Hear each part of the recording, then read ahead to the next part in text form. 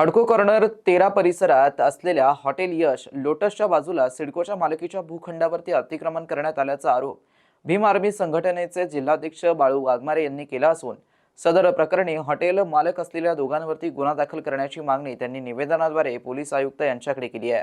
तर सदर प्रकरणी वाघमारे यांनी एडीएन सोबत बोलताना अधिक माहिती दिली आहे।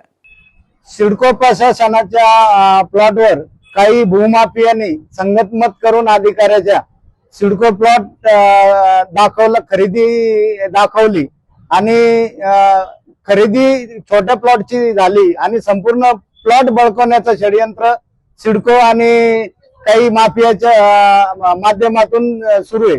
ज्या टायमाला आम्हाला हे प्रकरण कळालं त्या प्रकरणात आम्ही प्रशासनाच्या विरोधात निवेदन दिलं आहे भीम आर्मीच्या माध्यमातून आणि प्रशासनाच्या लक्षात आणून दिलंय की सिडकोचा हा जो प्लॉट आहे तिथं काही वर्षापासून प्राचीन काळापासून कबरी होत्या त्या आणि मुस्लिम बांधवाच्या ज्या कबरी आहेत त्या कबरी नष्ट करून तो भूमाफिया हा प्लॉट बळकवण्याचा प्रयत्न करीत आहे।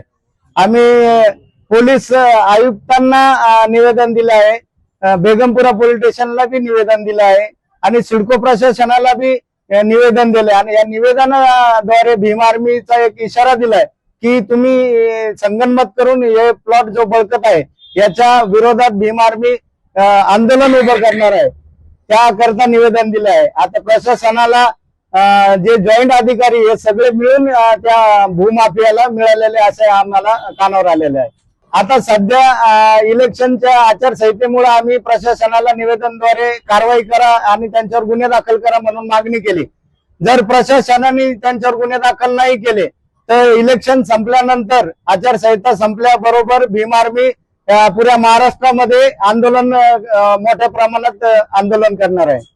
ज्या या प्लॉट सिडकोच्या प्लॉटला खेटून जो माजी नगरसेवक आहे गवळी म्हणून आणि आसेफ पटेल यांच्या दोन्हीच्या संगतमताने हा प्लॉट बळकवण्याचा प्रयत्न केलाय। सिडकोच्या काही अधिकाऱ्याला मिळून या दोन्ही हॉटेल मालक व तो आसिफ त्याचा साथीदार आहे याच्यावर गुन्हे दाखल करा अशी भीम आर्मीची मागणी।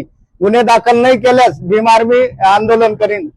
मित्रांनो, ही बातमी तुम्हाला कशी वाटली आमच्या कमेंट बॉक्समध्ये प्रतिक्रियेच्या स्वरूपात नोंदवायला विसरू नका। अशाच बातम्या बघण्यासाठी आणि अपडेट राहण्यासाठी आमच्या YouTube चॅनलला सबस्क्राईब करायला विसरू नका। धन्यवाद।